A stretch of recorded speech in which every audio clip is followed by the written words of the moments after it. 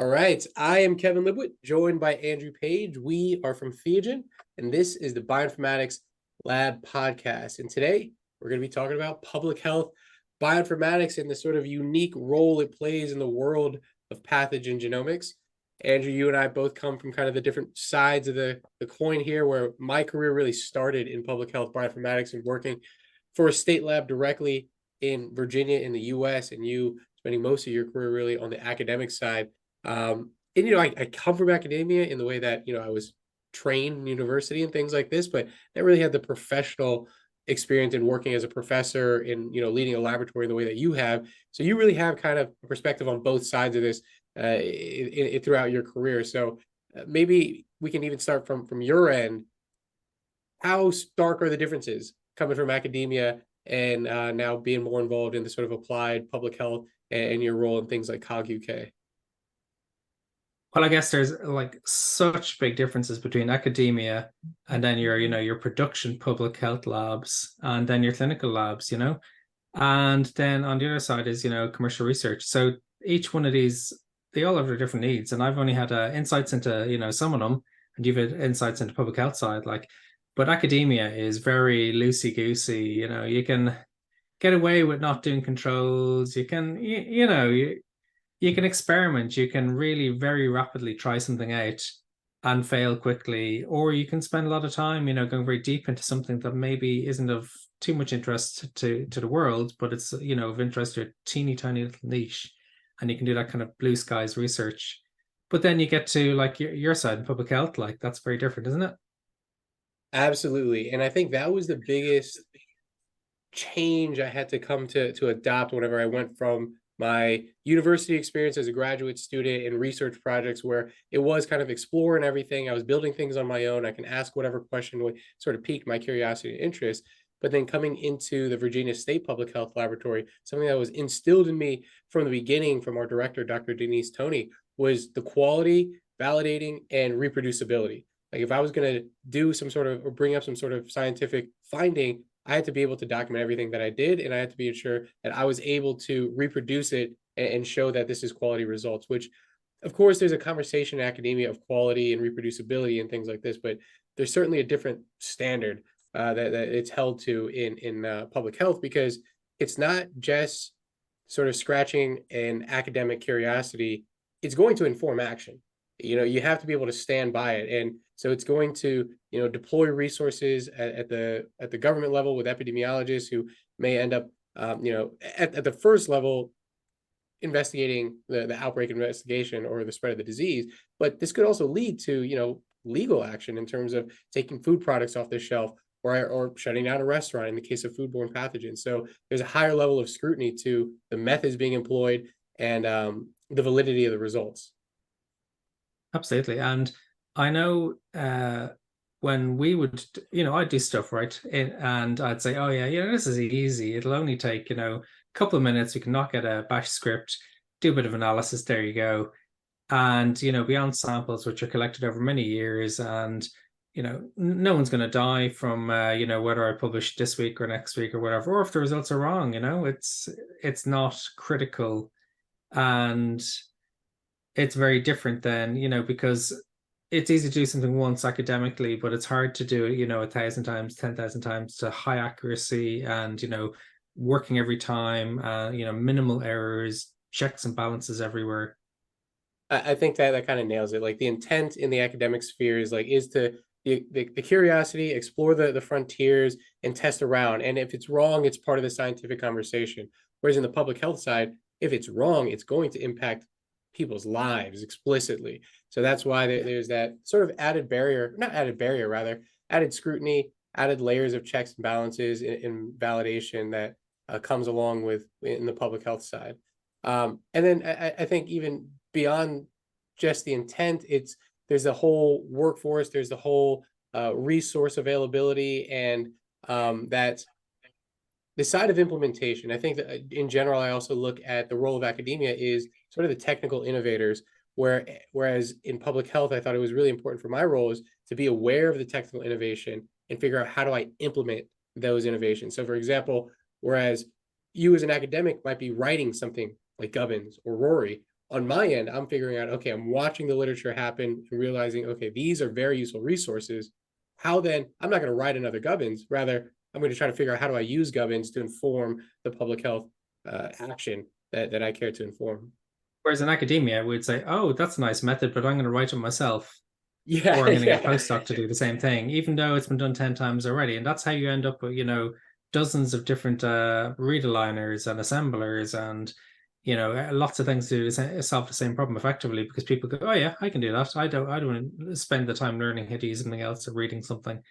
But actually, and a very important thing is in academic bioinformatics, the half-life of a tool is only about like 3 years, tools come and go, methods come and go very, very, very rapidly, and they don't stick around. So it's very rare. Say Gubbins and Rory are rare exceptions where they've stuck around for nearly a decade. Most things do not. They just flash in the pan.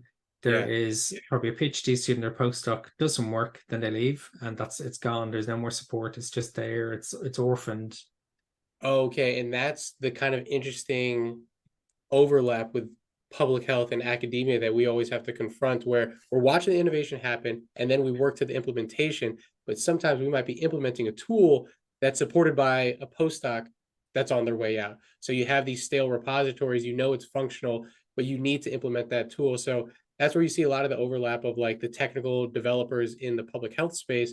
Again, it's not always with the intent to innovate a new algorithm, assembler, or otherwise, but it's how do I now support this tool? How do I ensure that there's a life in this? And that's that's been a role that we've been trying to play at Thesion for sure.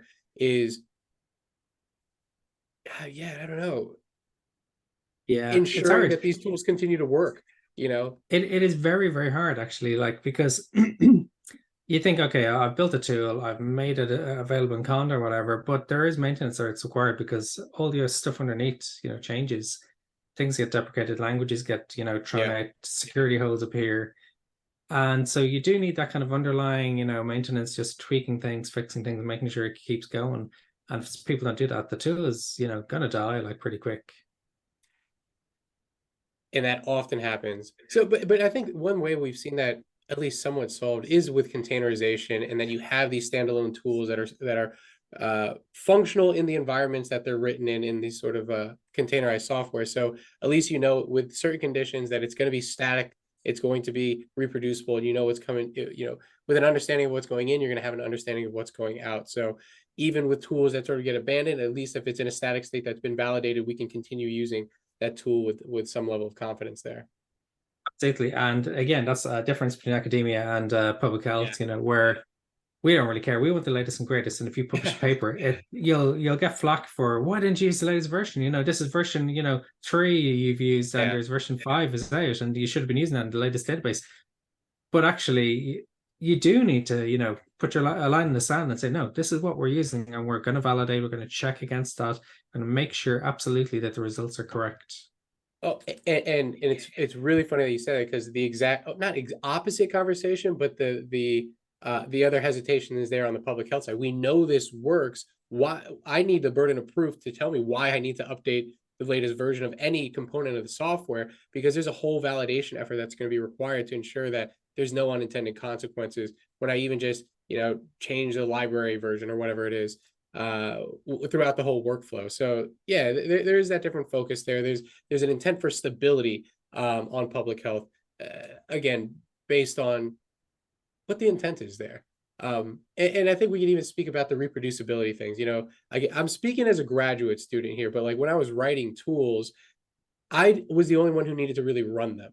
And it was like maybe somebody else in my team. And then there's a conversation of when I was developing, it was almost really specific to my environment. And this is its own kind of conversation of sort of the portability of tools, but it really only needed to work on my machine. And even whenever we're sharing the results and things like that, people can kind of follow my analysis, and it felt appropriate. But when I'm in public health, especially when I started in Virginia, when I'm writing a tool, I'm always writing it with the intent that there's going to be many other users. I need to write it with the intent where not only in my laboratory, but across jurisdictions, because these outbreaks and these investigations cross borders for sure. So I want to be able to ensure that there's reproducibility of analysis even across different compute environments, and that was a huge change coming from my graduate experience. into public health. Actually, I found that when I start working on a new software repository or a new tool, one of the best things I found is actually writing a Docker container at the same time, if there isn't one already. It's because then you can go along and you absolutely know what's going to go into that environment. And it's often like you run it, it fails, you add something, and you have this kind of iterative process. But at least you have in one simple file, you have all the dependencies listed out.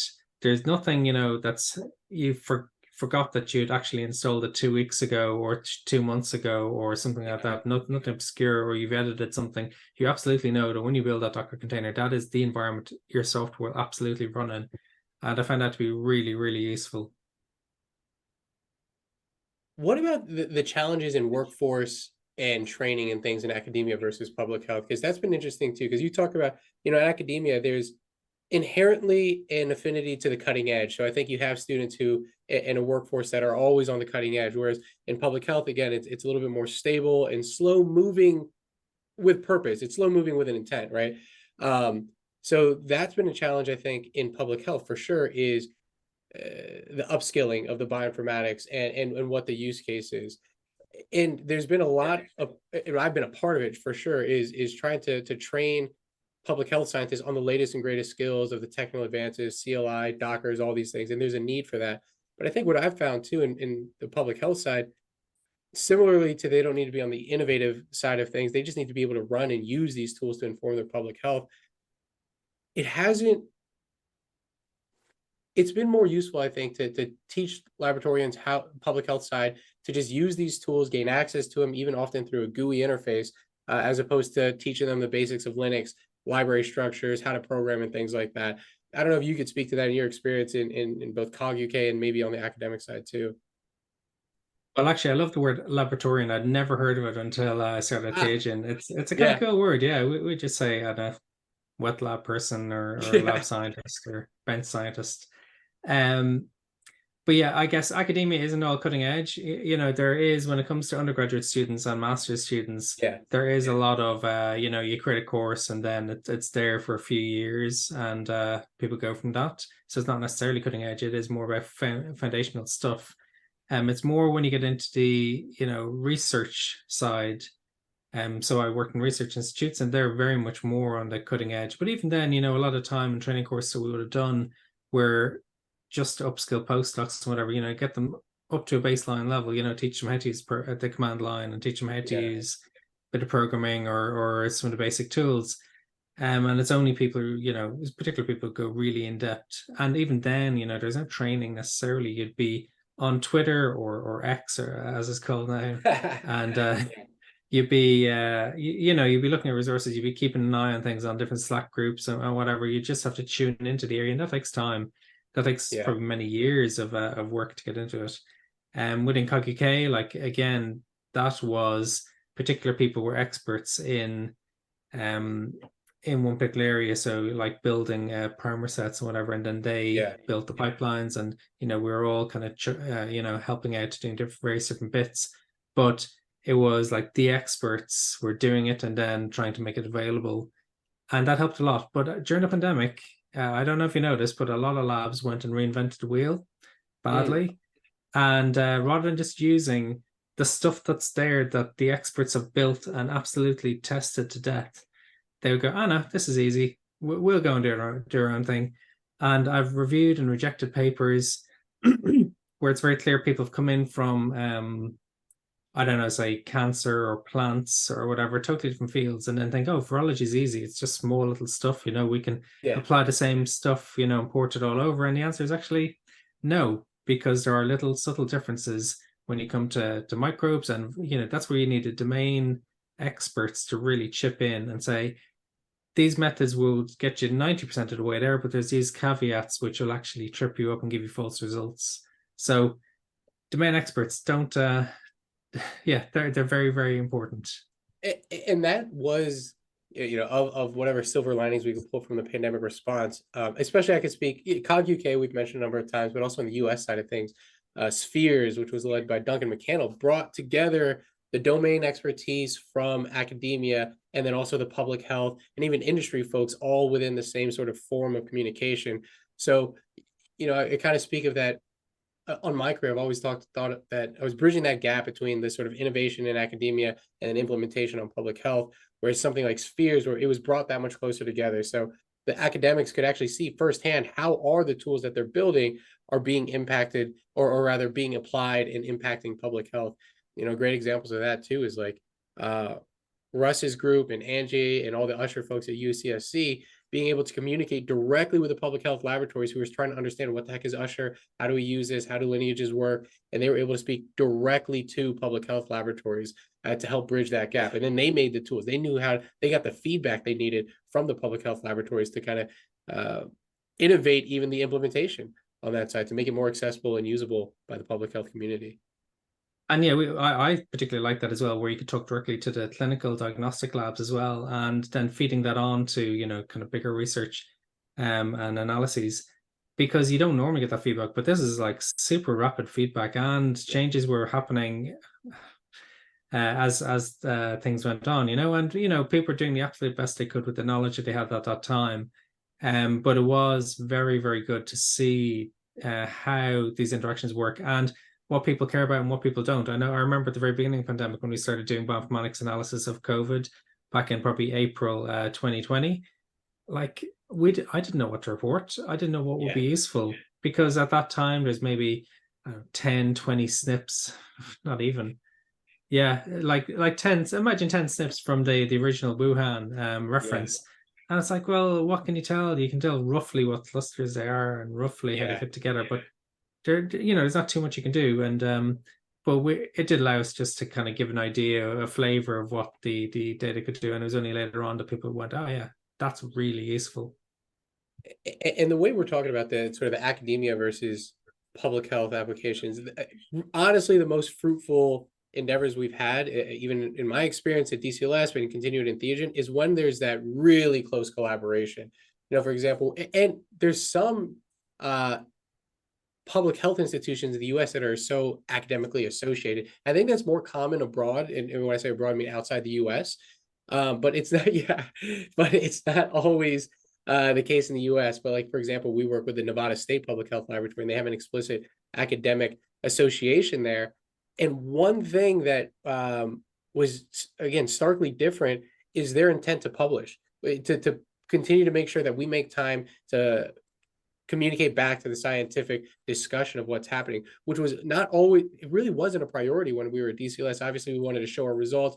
We discuss it internally and have reports, maybe the occasional MMWR with CDC, but not putting manuscripts together. So I think that's been an amazing practice for us to do is, okay, how do we then now articulate exactly what we did and to contribute to the scientific discussion as well? And that can often kind of get put on the back burner when you're in a public health lab and the data just keeps churning and you keep getting samples and results. It's hard to take the time to put aside to actually publishing a manuscript. I guess, yeah, the manuscripts are important because while you're preparing the manuscript, you know, you know, you'll have done your validation and things like that. You'll have written your methods and your notebooks and whatever, and your protocols, but actually it's manuscript that really pulls it all together into, you know, this nice story, and it makes you think about things, you know, things that maybe you've missed. And then it makes it easier for other people to reuse and implement in their own labs, because they can say, well, we have this published method we can just kind of pick up and put over there. And so it makes a lot, you know, it makes it a lot easier to translate work from one public health lab to another. Anyway, we've been talking for a while, so we leave it there and come back to this next week. I think for sure this is going to be a topic that we will continuously revisit, given our role in both, you know, association with academic laboratories and public health. First of many, for sure. But we can kind of end it here for today.